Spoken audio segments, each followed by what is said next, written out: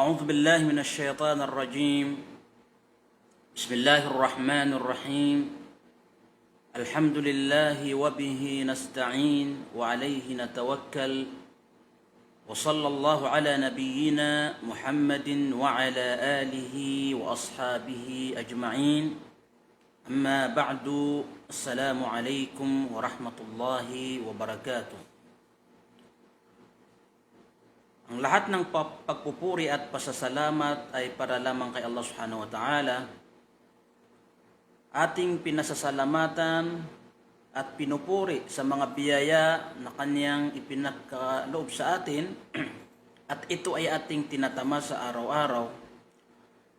Tayo rin ay nananalangin sa Kanya na nawa ang kapayapaan at pagpapala ay sumakanya nawa na huling propeta Muhammad sallallahu alaihi wasallam, 10 ng Kanyang mga pamilya at mga kasamahan at sa lahat ng tumatahak sa Kanyang landas. Mga kapatid sa pananampalatayang Islam na sa aking mga kapatiran na patuloy na sumusubaybay sa ating pag-aaral sa mga pangunahing kaalaman sa Islam na kung saan sinasabi natin na ito ay hindi maaaring hayaan ng isang Muslim na hindi niya malaman, sapagkat sa pamamagitan ng pagkakaroon ng kaalaman dito sa tinatalakay natin ay malaking bagay upang maitaguyod natin ang ating pagkamuslim. So, ngayon nasa pang-11 episode tayo, alhamdulillah, nakakaraos pa rin tayo. Nawa ay tuloy-tuloy ang ating sipag sa pag-aaral dahil ito ay napaka-importante sa buhay natin. Ito ang magiging tulay upang tayo ay mapabilang sa tunay na mananampalataya hanggat sa tayo ay mapabilang sa mga tatanggapin ni Allah Subhanahu wa Ta'ala sa Kanyang paraiso. So mga mahal na kapatid sa pananampalatayang Islam, kahapon natalakay natin yung pamamaraan ng paligo mula sa hadathul akbar at naipaliwanag din natin yung pamamaraan ng tayammum. Ito yung paggamit ng malinis na lupa kapalit ng tubig sa mga pagkakataon o mga kalagayan na kung saan hindi tayo maaaring gumamit ng tubig. Dito sa tayammum na ito, mayroon siyang binanggit dito na panghuli na dapat natin malaman, dahil minsan may mga sitwasyon na maging ang paggamit ng tayammum ay hindi natin kakayanin. Halimbawa, wala ring buhangin o wala ring lupa na maaari natin gamitin sa pagtatayammum, So anong gagawin natin? Kaya sinasabi niya rito, sabi niya, وَمَنْ عَجَزَ عَنِ الْأُضُوءِ وَالتَّيَمُّمِ وَلَمْ يَجِدْ مَنْ يُطَهِّرُهُ وَخَافَ خُرُوجَ وَقْتِ الصَّلَاةِ فَإِنَّهُ يُصَلِّي عَلَى حَالَتِهِ لِلضَّرُورَةِ. So ang ibig sabihin, kung sakasakali na mangyari na walang magagamit na tubig o hindi maaaring maggamit ang tubig, sa pagkakataon na hindi tayo makakagamit ng tubig sa mga kadahilanan na nabanggit natin sa una, katulad halimbawa na mayroon tayong karamdaman, sobrang taglamig at maaring makapinsala sa atin kung gagamit tayo ng tubig, o di kaya mayroon man tubig ngunit ito ay sapat laang dun sa pangangailangan ng tao katulad ng inumin o yung pampaluto ng kaniyang kakainin, ay kung sakaling maggagamitin niya pa ito sa pag-ablusyon ay hindi siya makakakain. So yun ang mga kadahilanan na maaaring hindi tayo makagamit ng tubig.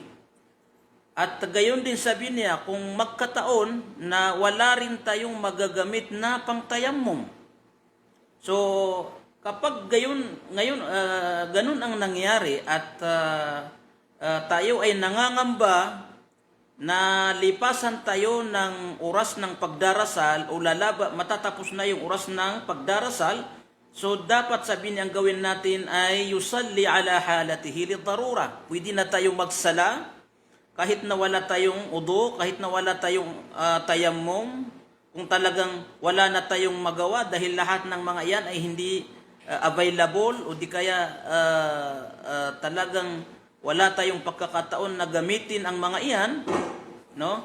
So sinasabi niya rito, pwede na tayong magsala kung ano mang kalagayan natin lidarura sapagkat dumating tayo sa punto na wala na ang lahat ng pamparaan para makapag-udu tayo o di kaya makapagtayammum tayo. So ito yung pinaka-maximum na kalagayan ng isang tao, no?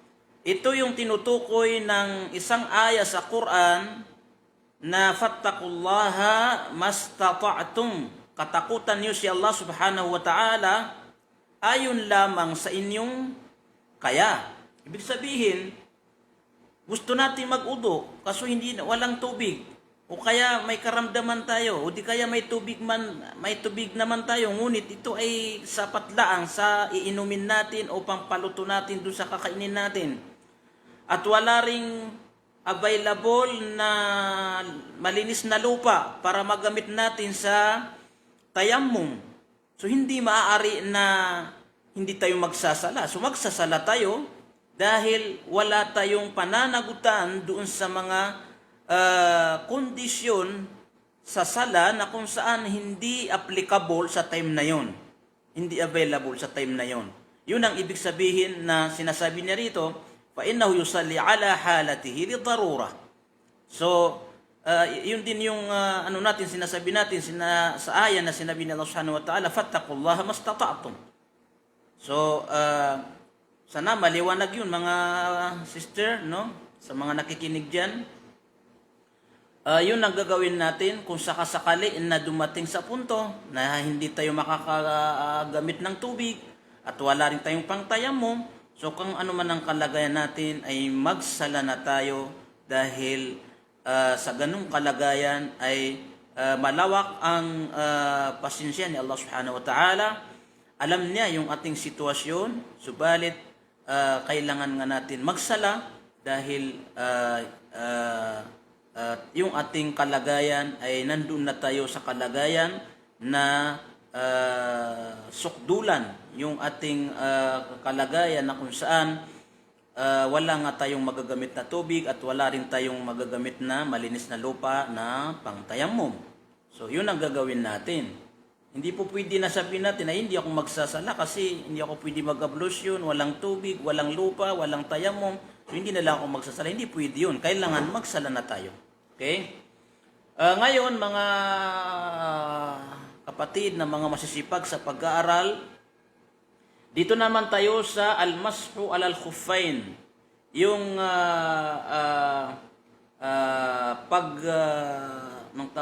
yung paghaplos ng tubig doon sa ating saping sa paa, katulad ng medyas, o di kaya yung sapatos, no? O di kaya yung tinatawag ng mga Arabo na muza, no? Ito yung khuf na kung saan ginagamit noong unang panahon na gawa sa balat at sa ngayon ang madalas na ginagamit natin ay medyas, no? So ito ay isa rin ito sa mga katuruan ng Islam na dapat nating malaman dahil may mga pagkakataon na hindi natin matanggal yung ating medyas, no? So hindi maaaring sasabihin natin na hindi ako magsasala dahil nakakapagod magtanggal ng medyas. So kailangan natin malaman ano ang katuruan ng Islam dito, anong batas dito ng Islam. Okay. So sabi rito, al-maqsudu bil khuffi ma yulbasu 'ala ar-rijli min jildin wa nahwihi wa yulhaqu bihi al-hidha'u wa nahwa. Sinasabi rito, sabi niya, ang ibig sabihin na khuf, sa wikang Arabic ito, ang ibig sabihin nito yung isinusuot sa ating mga paa, no? Ito yung isinusuot sa ating mga paa na gawa sa balat o kahalintulad ng balat, katulad ng tila, at kasama rin dito yung sapatos. Okay, so ibig sabihin, lahat ng isinasaping sa paa, medyas man, nagawa sa tila o gawa sa balat, o gayon din yung sapatos, ito ang tinatawag na al-khuf. Okay? So, sabi niya, فَمَنْ كَانَ لَابِسًا لَهُمَا مَسَحَ أَعْلَاهُمَا دُونَ أَسْفَلِهِمَا.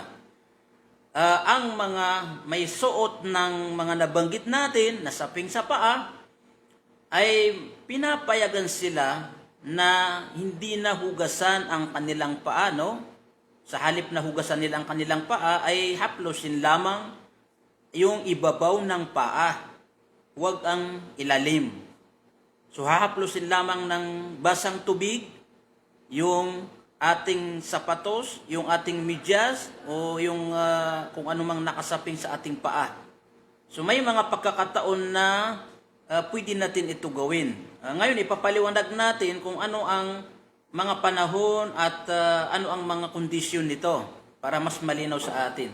Sabi niya rito, wa yushtaratu lil mashi ala al khuffayn arba'atu shurut.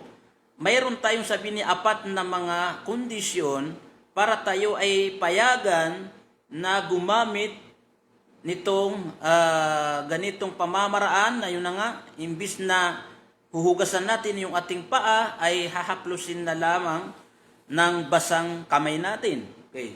Una, an yakuna labisan lahuma ala tahara.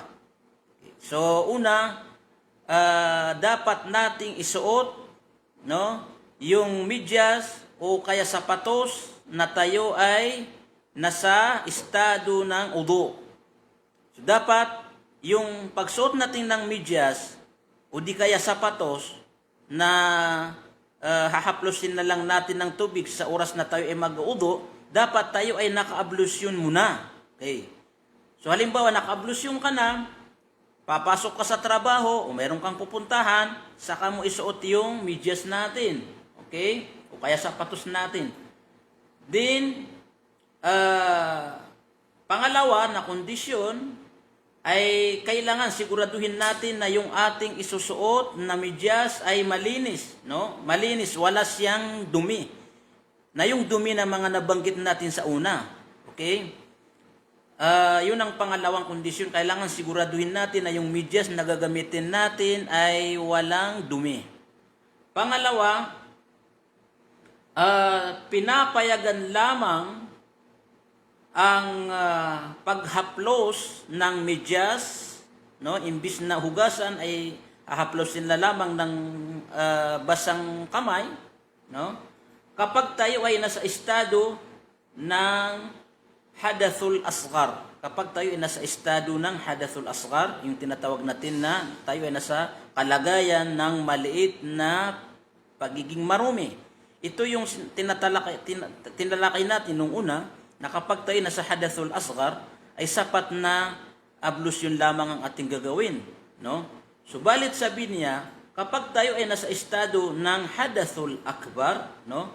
So hindi natin maaaring gamitin itong mashul khuf o kaya paghaplos doon sa medyas o kaya sapatos o alinman suot sa ating paa. So, malinaw na yon. Pangatlong kondisyon ay doon lamang pinapayagan sa hadathul asghar. Okay. Pang-apat, an yakuna al-mashu fil waqti muhaddad shar'an. Dapat ang paggamit ng mashul khuffain o paghaplos lamang doon sa khuffain ay doon lamang sa eksklusibong oras. Yung mga natatanging panahon na pinayagan lamang ng ating relihiyon na kung saan ito yung yawmun wa layla lil muqim, 24 hours sa mga hindi naglalakbay, no? Wa thalathatu ayamin bilayaliha lil musafir. At ito ay 3 araw at 3 gabi sa isang naglalakbay. So, ibig sabihin, nasa mga 72 hours. Okay. So, ibig sabihin, kapag ikaw ay hindi naglalakbay at kailangan mo haplusin yung medyas mo, kumbaga ibig sabihin, ayaw mo nang hugasan siya, ayaw mo nang hugasan yung kamay natin dahil nakamedyas na tayo nung pagkatapos na mag-udu tayo, o di kaya nakasapatos tayo, no? So, pinapayagan na lamang tayo na manatili sa ganung kalagayan na maskul khuf tayo kapag hindi tayo naglalakbay ay 24 hours, no? 24 hours ang haba ng panahon na pwede natin panatilihin yung ganong sitwasyon. Ngunit kung tayo naman ay naglalakbay ng malayuan, katulad ng mga nasa 80 kilometers pataas, no? Pag medyo malayo-layo na ang pinuntahan natin, so pinapayagan din tayo na gumamit ng maskul khuf sa loob ng 3 araw at 3 gabi na ito ay mga nasa 72 hours, no? So yan ang tagal na o kaya panahon na ibinibigay dito sa paggamit ng ganitong uri ng batas sa pag-uudo.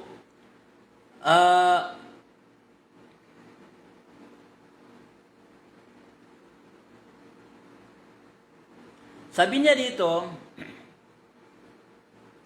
kapag halimbawa, فَإِذَا انْتَهَتِ الْمُدَّةِ صَلَّى مَا شَاءَ مَا دَامَ عَلَى طَهَارَتِهِ فَانْتِهَاءُ الْمُدَّةِ لَيْسَ مِنْ نَوَاقِضِ الْوُضُوءِ وَإِنَّمَا هُوَ مِنْ مَوَانِعِ الْمَسْحِ. Okay, so kailangan din natin ito tandaan, no? Halimbawa, sabi niya, ikaw ay hindi naglalakbay at ginamit mo itong batas na ito, din dumating sa punto na tapos na yung 24 hours. At yung bisa ng ating udo ay nandyan pa. Hindi pa nababreak yung ating udo. So anong gagawin natin? Kasi tapos na yung 24 hours. So ibig sabihin, hindi na tayo pwede magsala. Dahil tapos na yung 24 hours, sabi niya, pwede pa rin tayo tuloy-tuloy na nagsasala kung yung ablusyon natin ay hindi pa na-break. So halimbawa, nag-ablusyon ka ng Dhuhr, no? Mga alas 2 ng hapon ay tapos na yung 24 hours ng mudda, yung limitasyon ng ating paggamit ng maskul khuffain, at yung ating udu ay hindi na-break. So pwede pa natin ipagsala ng asar yung ating udu.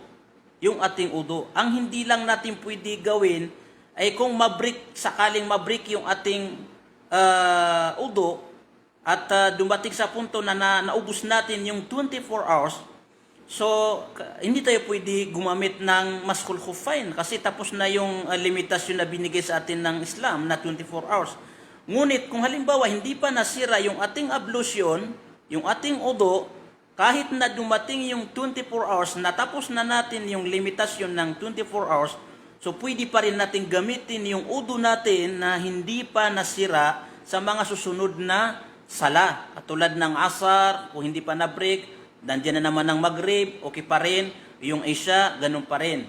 Yun ang ibig sabihin niya dito. Sapagkat sabi niya, yung pagtatapos ng panahon ng maskul khuffain, ay hindi ito makakasira sa ablusyon. Ang tanging ipinagbabawal laang ay magtuloy-tuloy tayo na gumagamit tayo ng maskul khuffain na tapos na yung 24 hours. Yun ang ibig sabihin dito.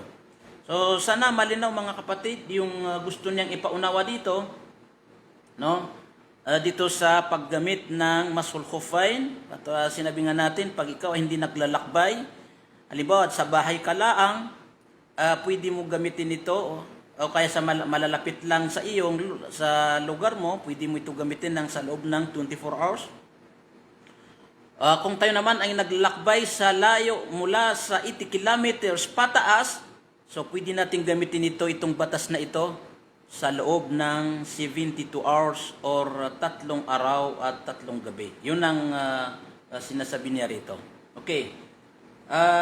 Dito na naman tayo sa syartu satril aura.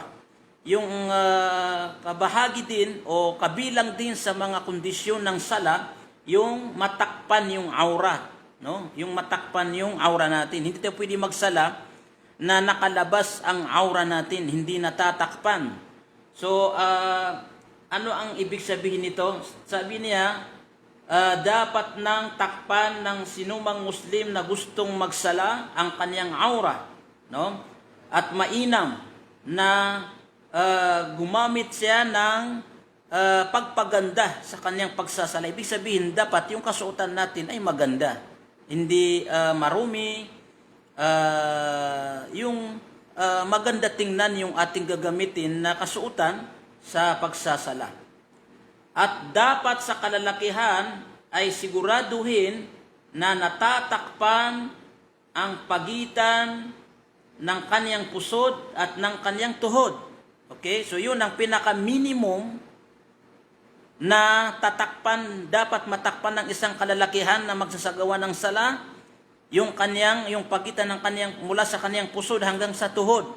So yun ang pinaka-aura ng kalalakihan. Ibig sabihin, kung ang isang lalaki ay nasa estado na wala siyang maisusuot, no? Ay pwede siya magsala, ngunit kailangan takpan niya yung kaniyang pusod at ng kaniyang hanggang dun sa kaniyang tuhod. Samantala, yung sinasabi natin, sa ngayon, ang ginagamit natin na kasuotan ay sobra pa doon sa makakatakip doon sa ating aura, at yun ang tinatawag na zina. Yung sinusuot natin ngayon na kasuotan na kumpleto, ito yung tinatawag na zina. Ibig sabihin, mas advisable na ang isinusuot ng isang Muslim na magsasagawa ng sala ay maganda at natatakpan ang buong kanyang katawan. So, yun ang pinaka-advisable, yun ang pinaka-dapat gawin ng isang Muslim. Okay?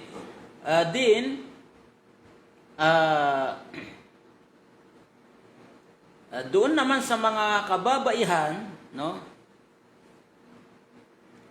Dapat nakatakip ang buong katawan nila. Okay? Natatakpan ang kanilang buong katawan maliban na lamang sa mukha nila, no? At ng dalawang kamay. Okay, itong dalawang kamay nila. So, maliban doon, kailangan sa mga kababaihan ay matakpan nila lahat ang kanilang katawan kapag sila ay magsasagawa ng sala. Sabi rito, dapat din advisable din sa mga kalalakihan na magsasala, yung kanilang kasuotan ay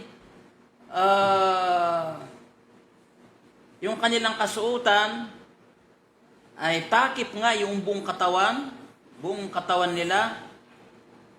Din hindi maaaring gumamit ng pinakamanipis na kasuotan, no? Hindi maganda yung sinusuot natin sa sala ay masyadong manipis na kung saan halos makita ang katawan natin, o di kaya masyadong masikip na pananamit. So hindi ito in-advise na kasuotan sa sala. Okay? Dapat, sabi niya, tiyakin din ng mga kalalakihan na yung kanilang isusuot ay hindi lalabas yung kabahagi ng kanilang katawan kapag sila ay nakayuko, no? Katulad ng minsan meron tayong napapansin ng mga kapatid na pag sila ay magsasala, yung kanilang t-shirt ay masyadong mababa, kaya pag sila ay yumuko, lumalabas itong likuran nila, no? So hindi po 'yan dapat hindi po marapat na 'yan ay nangyayari sa ating pagsasala. Okay? So dapat po nating siguraduhin na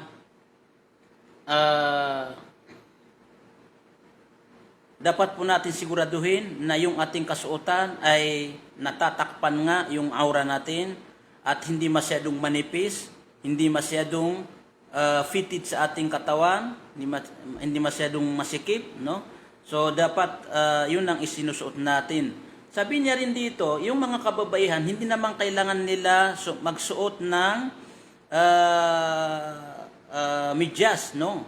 Para takpan nila yung kanilang paa. Sapat na sabi niya, yung kanilang kasuotan ay hanggang matakpan yung kanilang paa. Sapat na yung kanilang kasuotan sa pagsasala ay isayad nila doon sa ibaba para matakpan yung kanilang paa. So, hindi na kailangan na magsuot pa sila ng medyas. Yun ang sinasabi niya. Okay. So, mga kapatid, yan ang tatalakayin natin ngayong araw. Itong kabilang sa mga kondisyon ng pagsasala. Kabilang sa mga kondisyon ng pagsasala.